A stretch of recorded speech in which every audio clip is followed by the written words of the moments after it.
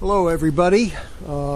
Today we're going to do a new smoke. And this time it's going to be on the pellet grill, and we've already got it going, and my wife is doing one of her gigantic 6-pound meatloafs, and in addition we threw in some peppers filled with mozzarella cheese, a baked potato, and there's some plain ordinary poblanos that will roast along with the cook. So here it is. This is our Yoder 480. Here is the meatloaf on the upper shelf, and I punched holes in that tinfoil on the bottom just so that the juices will begin to flow out through the bottom of the pan. Below I have the vegetables I was just talking about, and there's a baked potato crunched into the corner over here, and we're running at we set it for 250 degrees, and right now she's pushing around 260, so that's good. She'll probably pop up big after I close the lid. All right, we'll catch you later. Bye-bye. Okay, well, my wife just took out the roasted peppers, put some butter on them just to give them a little more flavor, and they look like they're pretty well done. A couple of them are filled with a nice mozzarella cheese mixture, and the others are plain just to keep the flavor of the roasted pepper intact, so we don't lose that. So we're moving along. I just upped the temperature to 275. Internal temperature is 136, and the meatloaf is moving along. See you later. I think we got a storm moving in on us over here. Flags are straight out. If it starts raining, I'm still going to let that thing go. I got the cord set up underneath the on the shelf of the unit, so that if in case we have a lot of rainwater, the plug itself won't be sitting in the water. But if you want to look at that sky, it's awful dark up there, and it looks like we're going to get a nice little storm coming in. But right now we've gone through quite a bit of drought. We had a little rain yesterday for the first time in over a month, so I hope we can make this thing happen, because it's got a big hit on this with a little wet weather. Here's where we are right now.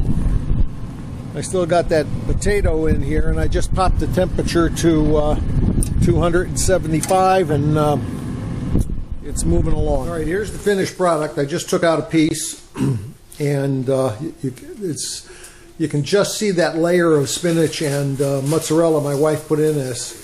So, and here it is over here, plated, and we're going to serve it with these the onion and the peppers filled with cheese, and this is our dinner plate tonight, and I think it came out pretty good. So this is it. This is the end of the cook. Hi everybody, how are you? Wrapping up the cook tonight. We're tired out. I'm always tired out. Just want to finish up and explain a few things about this cook. It was a 7.5-hour cook.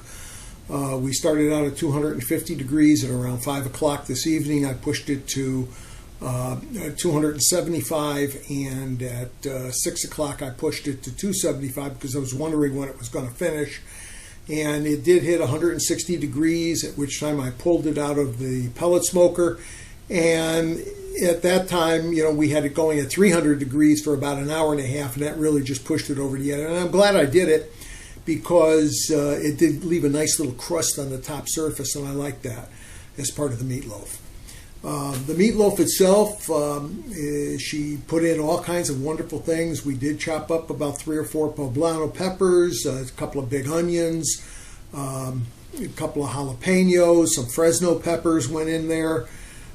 She puts in all of her favorite spices, including she added brown sugar this time. She used our basic rub spice as well, which also has brown sugar. She used teriyaki marinade. She used Worcestershire sauce. All kinds of interesting things that she did this time she didn't do the last time. She also put in 2 big heaping tablespoons of cayenne. And let me tell you, after we tasted it, it really was good. It really was very, very good. It was nice and moist. It wasn't overdone at 160 degrees. It was just right. We did use that aluminum pan to fit this all in, and then what she does is she makes a crevice in the meatloaf itself, and then she buries in a whole bunch of spinach, where she used both frozen spinach and also fresh leaf spinach, and then she covers it all over with 1 pound, I mind you, of mozzarella cheese, and she threw in a whole bunch of wow spices, and we actually threw a whole bunch of wow spices right into the center of the meatloaf. And this girl, when she mixes up meatloaf, she does it all by hand. So it's all fingers and toes, if you will, mixing all this thing up, and it's really good, and it really came out great. So after dinner, we sliced it in half, and I froze half of it. We took a big section for meals for the next couple of days for us. We also have care packages going to folks that have requested our meatloaf because they enjoy it. So we're going to give those away wrapped in tin foil. So everybody seems to be happy.